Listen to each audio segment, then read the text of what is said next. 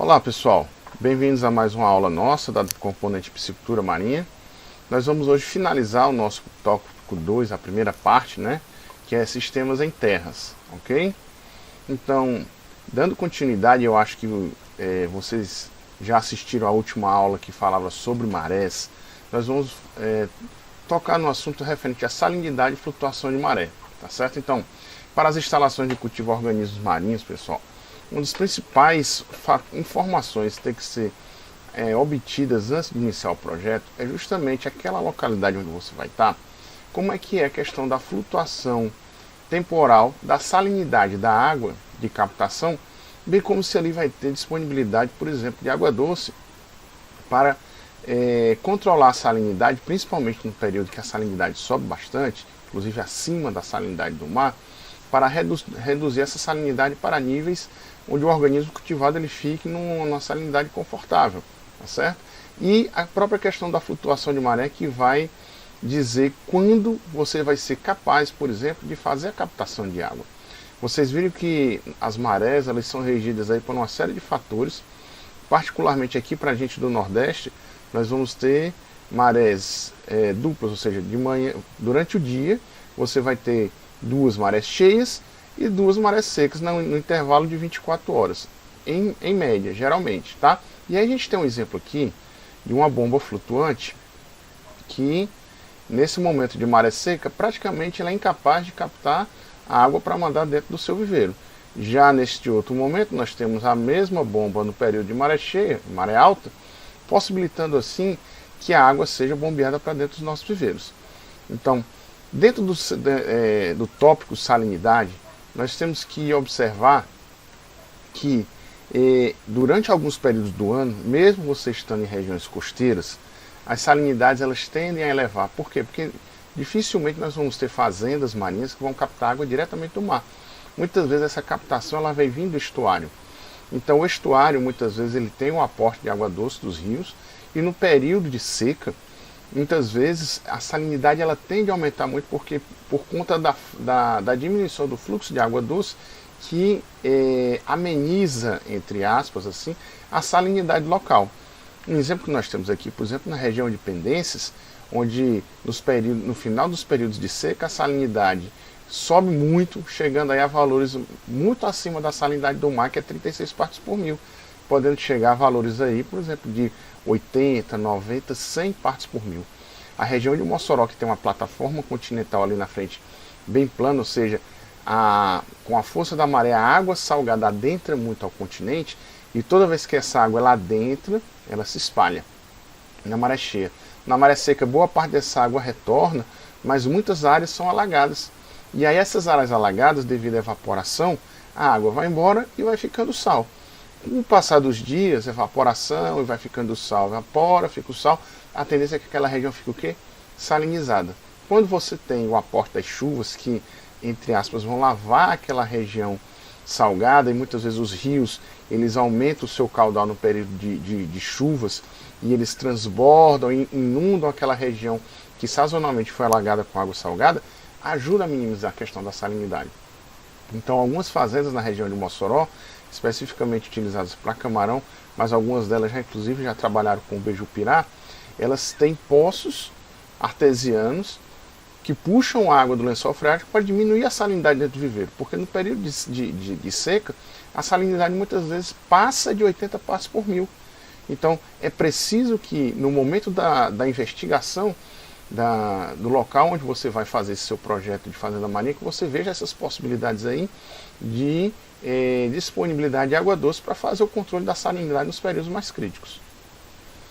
E aí, vindo mais para a parte da maré, nós temos que mencionar que existem alguns viveiros que são projetados para abastecimento de maré. São viveiros de maré onde não se utiliza bombeamento. Tá? Nesses tipos de viveiro, é importantíssimo se ter um histórico de marés da região. Por quê? Porque quando você for fazer seu projeto, você tem que prever as cotas, ou seja, as alturas máximas de maré. E quando eu falo altura máxima, não é a altura máxima da maré ali naquele mês ou naquela semana. Você tem que examinar uma série histórica para conseguir projetar sua fazenda de forma que evite-se, no período das macromarés, as grandes marés aí onde se tem a cada ano, que nesse momento a sua fazenda seja inundada aí por falta de atenção de quem projetou a maré. São as chamadas marés críticas. Tá? Então nós temos aqui um exemplo bem tradicional de viveiro escavado. Tá? Você tem a parte de montante jusante, a região de água e o formato do talude.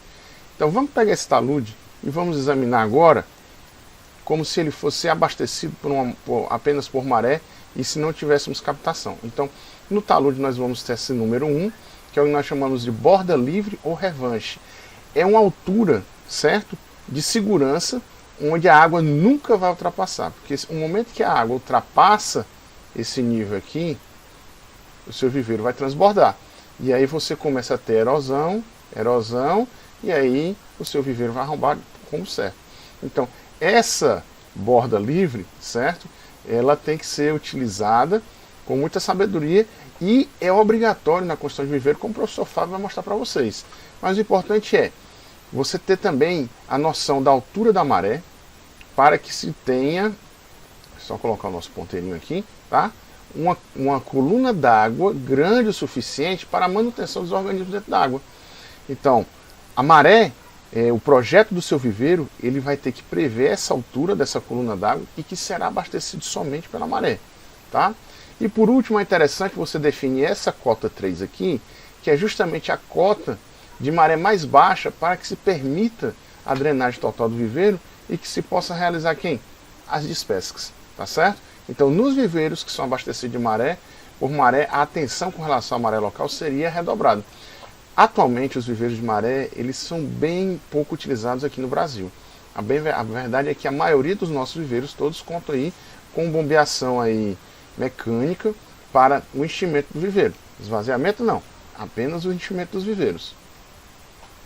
E aí eu pergunto, qual o formato ideal do viveiro que nós vamos ter na nossa região costeira? Quadrilátero? Redondo? Hexagonal? Triangular? Imagine aí. Imagine aí que você vai dentro de uma área retangular colocar 4 círculos. Nós vamos ter espaços que não vão estar ocupados aí com viveiro. E nós não queremos isso, nós queremos utilizar toda a nossa área com viveiro. Então, o mais indicado, pessoal, atualmente ainda são os viveiros quadriláteros, esses nossos viveiros aqui, tá? Mas aí eu pergunto, e o formato desse quadrilátero, ele pode ser quadrado ou retangular? Qual seria o mais interessante? Vamos pegar esses dois viveiros, o viveiro 1 e o viveiro 2, que possuem áreas semelhantes, tá? Nós vamos ver que os dois têm, por exemplo, 16 hectares de espelho d'água. Só que o viveiro 1 ele é retangular. Ele tem 200 de lado. Eita, tá ruim hoje, hein? Por 800 de lado. Certo? E o outro viveiro? Ele tem 400 metros em todos os seus lados. Qual seria o viveiro mais interessante? A resposta é o que possui o menor perímetro. Tá? O que é o perímetro com a sigla 2P? É a soma do comprimento de todos os lados. Então o viveiro 1 ele vai ter quem? Um perímetro de 2.000 metros lineares. Já o viveiro 2 ele vai ter um perímetro de 1.600 metros, ou seja, você tem 400 vezes 4, certo? Então o viveiro 2 ele é o viveiro que vai apresentar menor perímetro aí no seu layout. Professor, então quer dizer que nós vamos sempre trabalhar com esse viveiro? Por que isso vai impactar tanto na minha construção da minha fazenda? Vamos responder matematicamente falando. Tá? Vamos pegar o nosso dique, que ele tem esse formato trapezoidal, tá certo? Vamos considerar que o volume de terra a ser movimentado vai ser equivalente à área do corte transversal vezes esse comprimento. Então nós vamos ter o volume. E esse comprimento aqui nada mais é de quem? O perímetro do meu viveiro. Então vamos fazer uma avaliação dos dois viveiros, do viveiro 1 e do viveiro 2. Tá? Lembrando que para o cálculo da seção transversal desse dique, ele é um trapézio, vai ser base maior mais base menor vezes a altura dividido por 2. Então eu vou ter 6, que é a base maior, mais 4, que é a base menor, vezes a altura, dividido por 2. Ou seja, a seção transversal desse meu dique vai ter 10 metros quadrados. Vamos pegar o nosso viveiro 1, o retangular, ele tem quanto? 10 metros quadrados de área e o perímetro dele é 2.000 metros linear. O viveiro 1 ele vai ter um volume de terra ali nos diques equivalente a 20.000 metros cúbicos. Já o viveiro 2, ele tem a área da seção transversal que é 10 vezes o seu perímetro que é 1.600. Ou seja, ele vai ter um volume de terra de 16.000 metros cúbicos. Se nós observarmos a variação de 20.000 menos 16, nós vamos ver que a variação de volume do 1 para o 2 vai ser de 4.000 metros cúbicos. Ou seja, o viveiro 1, você vai gastar 4.000 metros cúbicos a mais de material para construir. Ah, professor, mas o que é que tem isso a ver com a definição do nosso layout? Vamos imaginar que nós vamos utilizar caçambas de 36 metros cúbicos como o nosso equipamento de construção, para transportar material. E vamos considerar que o preço de uma caçamba é R$400. Esse preço vai variar de local para local, tá certo? Então, para movimentar 4.000 metros cúbicos, eu vou precisar de 111 caçambas a mais no viveiro 1 do que o viveiro 2. Se nós pegarmos o custo da caçamba de R$400 por caçamba, então, no final das contas, para ter um mesmo viveiro de área de 16 hectares, eu vou gastar R$44.400 a mais. Olha, é um bocado de dinheiro. Para mim faz uma diferença danada, tá certo?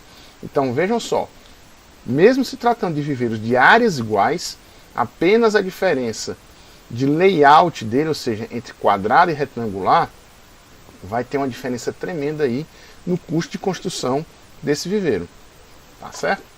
Pessoal, mesmo o design da fazenda sendo algo extremamente relativo, existem alguns princípios que vão basear, tá certo, a questão desses viveiros, tá? Então, primeiro ponto, independente de haver ou não instalação de produção de formas jovens, seja pós-larvas, alevinos, o que for, geralmente se tem na fazenda alguns viveiros ou tanques, né, para serem utilizados para a recepção dessas formas jovens. São os viveiros berçários, utilizados para aclimatação. Dependendo do tamanho da fazenda, o viveiro berçário pode ser um viveiro circular, que tenha, por exemplo, 4 metros de raio e 1,50 m de profundidade. Outras vezes nós vamos ter verdadeiros viveiros, por exemplo, de 0,1 hectare, somente para a aclimatação dos animais. Ainda falando do tamanho e do formato dos viveiros, nós vamos ver que outra série de viveiros também é muito utilizado quando você vai pegar o seu alevinho para obter o juvenil, a chamada recria. Então, quando a gente trabalha com um sistema múltiplo de cultivo, o sistema de cultivo em fase, e nós vamos ver isso na nossa disciplina de administração, vocês vão ver que a gente consegue fazer uma otimização da nossa área, tá certo? Inclusive, uma melhor observação dos animais cultivados, tá bom? Então, em alguns casos, algumas fazendas nós vamos observar os viveiros chamados de recria ou desenvolvimento, ok? Então, uma vez que esses animais passaram pela aclimatação, foram para o viveiro de recria ou desenvolvimento, depois eles são levados para os viveiros chamados de engorda ou terminação. Algumas fazendas marinhas, elas vão ter um ciclo de produção completo. E o que é isso? Eles vão ter desde a reprodução, maturação e reprodução, até os viveiros de engorda final. Então, se na sua fazenda que você vai projetar, você tem essa fase inicial que é a reprodução, invariavelmente você vai ter que ter alguns viveiros a mais, né, com funções específicas. E uma delas são os viveiros de maturação. Os viveiros de maturação são aqueles viveiros destinados aos reprodutores. Muitas vezes separa-se macho de um lado, fêmea do outro, para que não ocorra a reprodução fora do período desejado e para que tanto macho quanto fêmea desenvolva a sua gônada para só então reproduzir no momento desejado. Essas fazendas que trabalham com reprodução podem trabalhar também com os viveiros de reprodução e viveiros somente de desova. Então imagine que você tem algumas espécies de peixe que já copularam e aí depois você vai deixar o peixe ali para somente fazer a desova, certo? Então, dependendo do tipo, isso tem que ser definido quando? No momento da elaboração do seu projeto que a gente também vai ver lá na disciplina de administração e elaboração de projetos. Mas, invariavelmente, se você tem viveiros, se você tem um sistema de reprodução na sua fazenda, pelo menos os viveiros de maturação e os viveiros de reprodução e desova, você vai ter que também já imaginar no layout da sua fazenda. Tá? Em sistemas de cultivo intensivo, obviamente que a preferência é por viveiros menores, tá certo? Por conta da facilidade, do controle da qualidade da água, tá certo? E por conta também da forma como você vai cultivar seus animais. Já nos sistemas mais extensivos, é muito comum você ver grandes viveiros. Tá? Vou pegar um comparativo hoje com o que a gente tem com o camarão, mas que pode ser utilizado com peixe também facilmente. Nós temos sistemas superintensivos que utilizam viveiros de 0,4 hectares, 0,2 hectares, comparado a viveiros extensivos que são de 36 hectares. Tá certo? Então, a densidade estocástica que você vai utilizar, ou seja, o sistema de produção que você optar por fazer, que vai ser definido no momento da concepção do seu projeto, também vai influenciar diretamente no tamanho e no layout dos seus tanques. Sob o ponto de vista de custo, tá? Como nós já vimos, a construção de viveiros quadrados é o mais indicado, tá? Pois a proporção entre a superfície e a lâmina d'água é melhor, e principalmente pela questão do perímetro, como nós provamos matematicamente para vocês. Contudo, o que acontece? Nem sempre nós vamos ter esses viveiros em formato exatamente quadráticos. E outra coisa, quando você tem um viveiro grande e você resolve bipartir esse viveiro, o custo com construção de diques, ele vai influenciar também sobremaneira no custo de construção da sua fazenda. Vamos pegar aqui o exemplo, tá? Onde nós temos a situação 1 e a situação 2. Na verdade, nós vamos ter três situações. Imagine que nós temos a situação 0, onde esse quadrado aqui todinho, tá, é apenas um viveiro, que nós não tenhamos essa divisão, tá certo? A área vai ser quanto? 108 metros por 200 metros. Então a área desse viveiro, na situação A, onde nós não temos essa divisão, vai ser de 2,16 hectares. Ok, mas eu não quero um viveiro desse tamanho, eu vou cortar esse meu viveiro no meio para facilitar meu manejo, estou mudando a minha estratégia de produção, tudo bem. Então nós vamos passar um dique aqui no meio. Então nós ficamos com dois viveiros, né? Dois viveiros iguais de 50 por 200. Nessa situação B, qual vai ser a minha nova área? Vai ser 2 vezes 200 por 50, e nós vamos ter uma área total de produção de 2 hectares. Ah, professor, mas eu não quero dividir esse meu viveiro só em 2, não. Eu quero daquele viveiro inicial, que não tinha divisão alguma, fazer 4 viveiros menores. Tudo bem, não há problema. Vamos calcular. Nós ficamos aqui com 4 viveiros de 21 metros por 200 metros. Tá? Quando nós calcularmos o valor total da minha área de produção, nós vamos ver que nós restamos aí com 1,68 hectares.